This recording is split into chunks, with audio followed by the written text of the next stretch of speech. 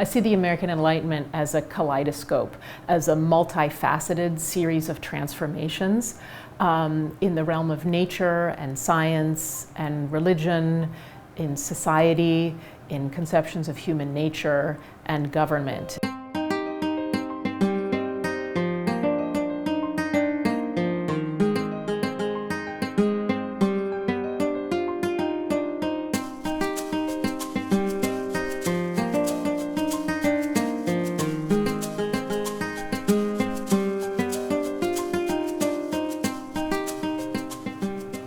The American Enlightenment was a very broad-gauged series of intellectual, cultural, and artistic transformations that occurred in North America during what I call the long 18th century. They didn't occur in isolation, they occurred in conversation with other parts of the Americas and especially with Europe.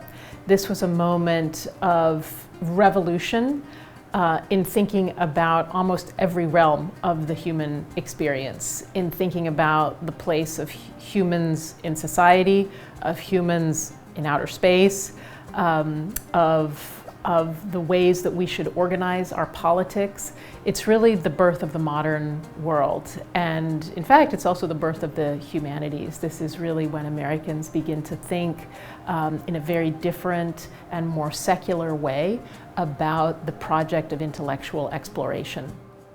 I don't see the American Enlightenment as a single event. I don't see it as being collapsed in the great moment of the American Revolution and the great documents such as the Declaration of Independence, although of course those were an essential part of the American Enlightenment.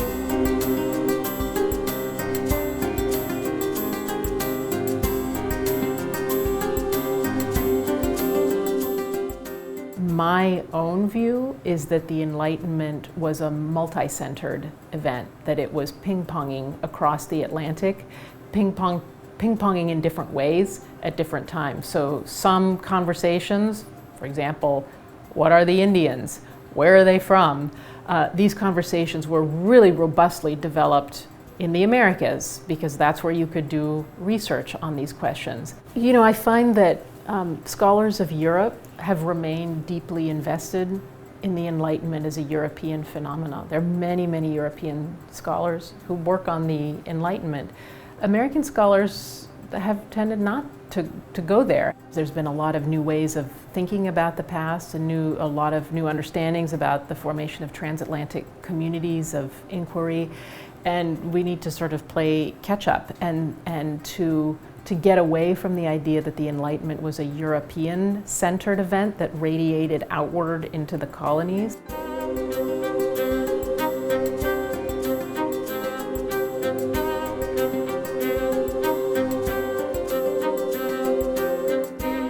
I purposely cast my net very broadly. Obviously, I'm going to be looking at political sources, such as the documents of the American Revolution, which was one of the first great modern political revolutions in the name of republicanism. But I'm also looking in the realm of science, so I'm looking at geological texts, I'm looking at artistic material culture, I'm looking at thoughts about slavery, about Indians. I'm really casting broadly to find out what was particular about North America during this long 18th century that we call the Enlightenment. A productive day is when I get to just wallow in my 18th century source and try to put myself into the mindset of the past and read, for example, what it was like to think about slavery in 1700 versus what it was like to think about slavery in 1800, and to think about the transformation in that way of thinking about slavery. So I'm really especially interested in intellectual transformations. Why is it that people think about their world one way at a certain time, and why do they change their minds? I'm fascinated by why people change their minds.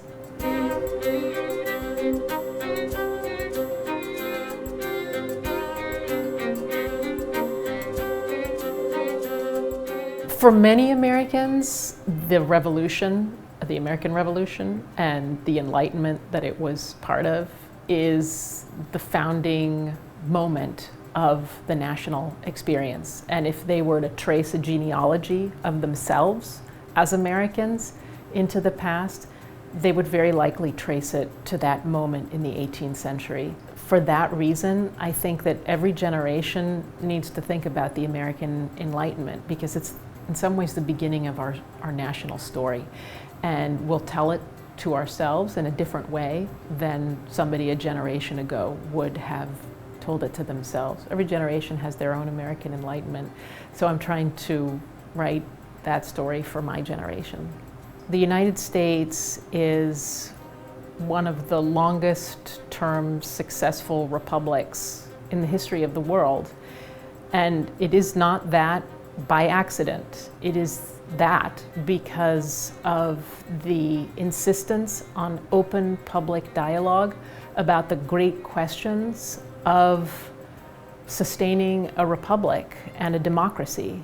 And the humanities form an essential part of the stability and greatness of American democracy. Humanities scholars are essential to the project of American democracy because they help us to think through very complex questions about the human experience.